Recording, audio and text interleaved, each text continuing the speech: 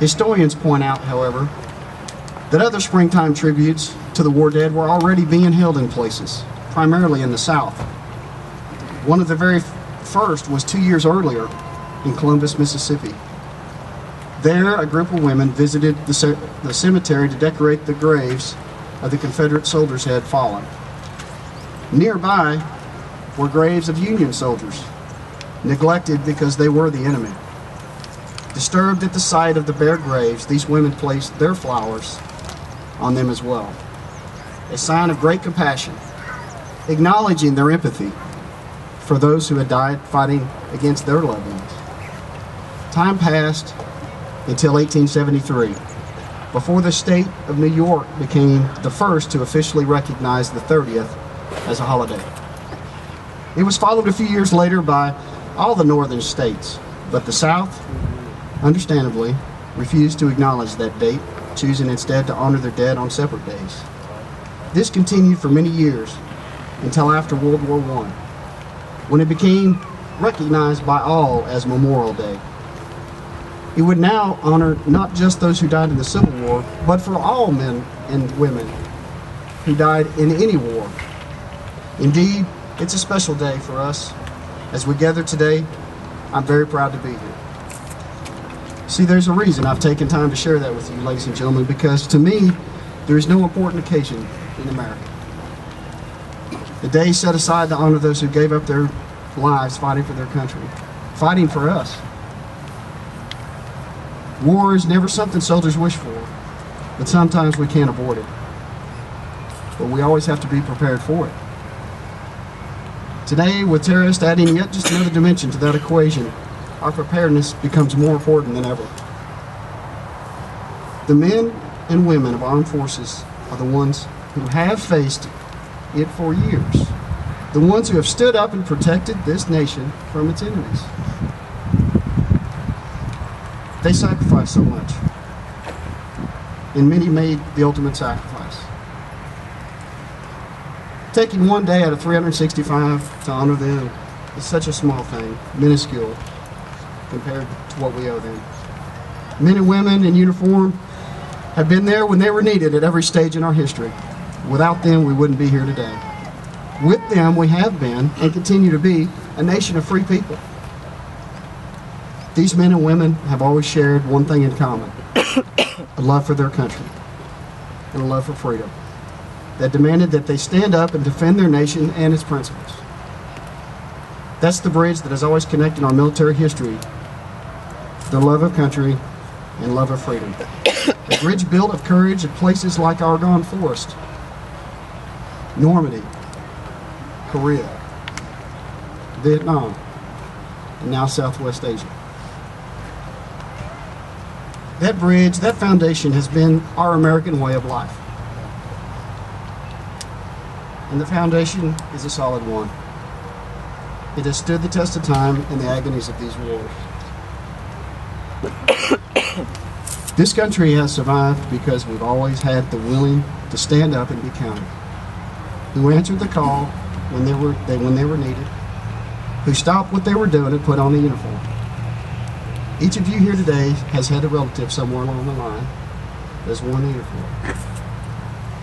You should be very proud of that. Can you imagine just how much courage it takes for a young man or a young woman to stand up, 18, 19 years old, step forward, raise the right hand, and recite the oath of entry into the military, not knowing what lays ahead of them, especially during war?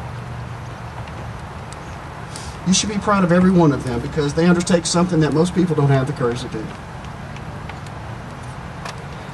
As long as you have men and women like them, we'll be blessed with freedom.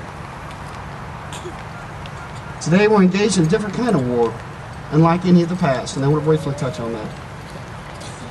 More than 27,000 Tennessee Guardsmen have deployed since September the 11th, 2001. In our nation today, 33,000 are deployed.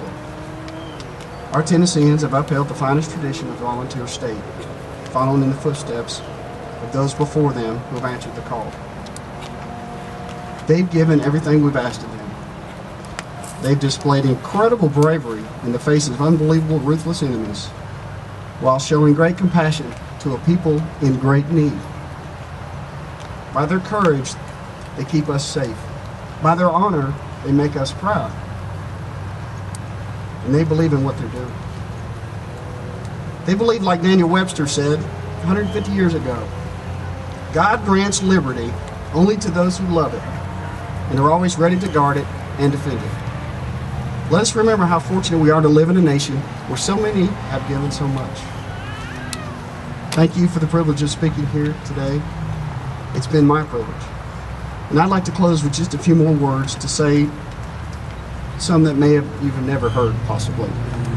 They were written and accompanied to accompany the eloquent and haunting taps, which I know you've heard before. It's been played for over 150 years for gravesites across this nation. And it'll be played here in just a few minutes by Staff Sergeant Ruff. I'll read just the second verse. So it is an appropriate time to read these words and to pay tribute to our military dead on this Memorial Weekend in the year of our Lord, 2012. They go like this. Go to sleep, peaceful sleep. May the soldier or the sailor God keep. On the land or the deep, safe in sleep. May God bless each one of you in our state of Tennessee and the great United States of America. Have a good day. Ladies and gentlemen, on this Memorial Day weekend, we've been moved by a lot of things. It's an emotional weekend. We've been moved by wonderful words like Colonel Tilton, wonderful sights like what you see here at the Healing Field, wonderful sounds that you will hear and have heard already. And of course, we're all moved by wonderful music. And when we have a great talent in our own community who is willing to be here, we're certainly very honored. So one more time from Lone Star, please welcome Richie McDonald.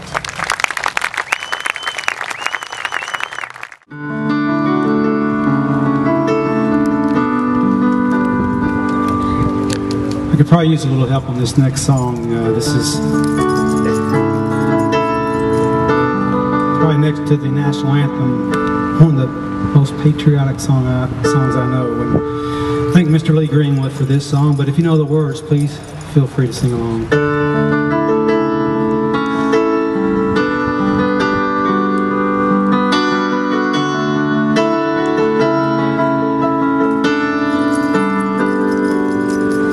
If tomorrow everything was gone, I worked for all my life, had to start again, just my children and my wife. With my lucky stars, living here today, where the flag still stands for freedom, you can't take that away.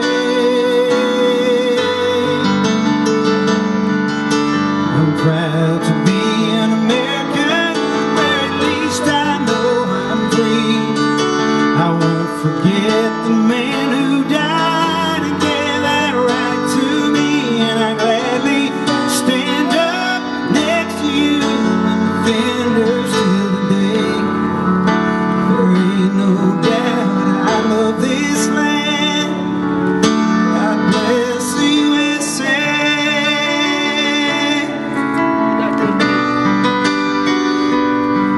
From the lakes of Minnesota to the hills of Tennessee,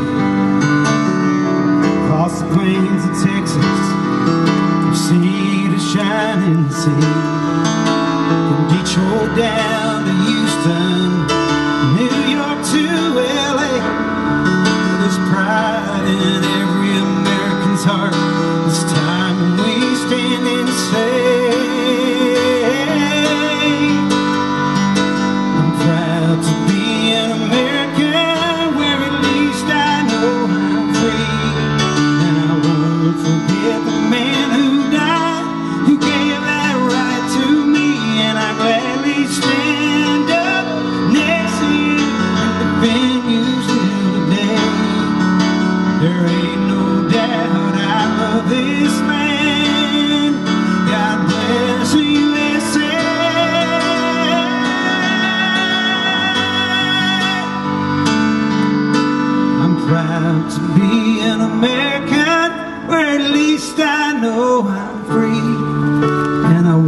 forget the man who died, who gave that right to me. And I gladly stand up next to you and defend your still today. There ain't no doubt I love this land. God bless the USA.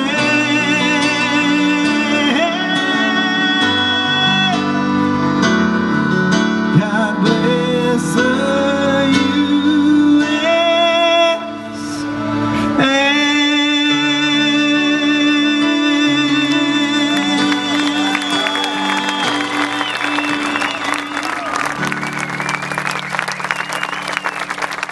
Let's give Richie McDonald one more great round of applause for adding what a great dimension to this program.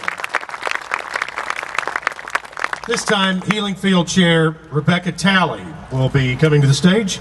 She has a few words explaining the closing of the field. Rebecca? Thank you all for coming.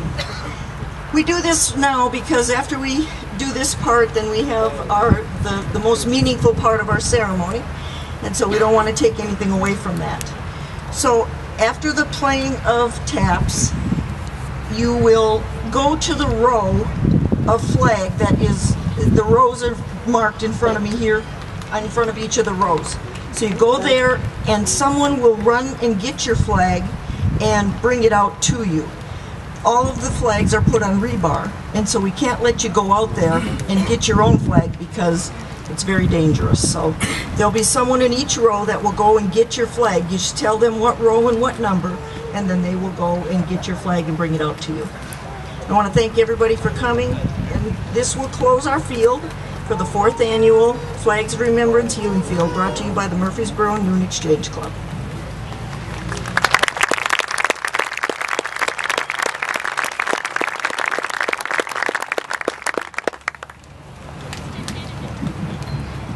This time we want to give you a few thoughts on what is about to happen. We ask you at this time to please silence all cell phones. So we'll have a moment of peace and quiet reverence. And the playing of taps by Staff Sergeant Ruff from the 129th Army Band. I certainly do appreciate the opportunity to be here at this event. It's been my pleasure to be your Master of Ceremonies for the opening ceremonies and again today. And at this time, we will have the reading of the names.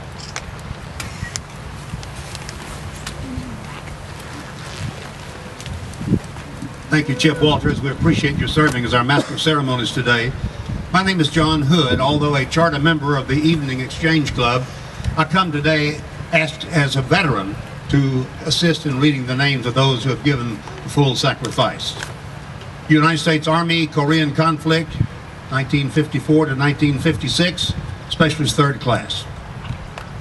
Army National Guard, Sergeant Roger Dale Rowe, Bon Aqua, July 9, 2003. Army Chief Warrant Officer Alexander S. Coulter, Bristol, November 17, 2003. Army Staff Sergeant Todd E. Nunes, Chapel Hill, May 2nd, 2004. Army Reserve Specialist Kenneth W. Harris, Jr., Charlotte, August 20, 2003. Army 2nd Lieutenant Richard Torres, Clarksville, October 6, 2003. Krieger, United States Marine Corps, Billington, July 1st, 2004. Army National Guard Staff Sergeant Nathan J. Bailey, Nashville, November 12th, 2004. Lance Corporal Patrick Ray Nixon. Army Lieutenant Colonel Kim S. Orlando, Fort Campbell, October 18th, 2003. Army Chief Warrant Officer Private First Class Daniel B. McClinney, United States Marine Corps, Shelbyville, June 24, 2004. Army Sergeant First Class Robert K. McGee, Antioch,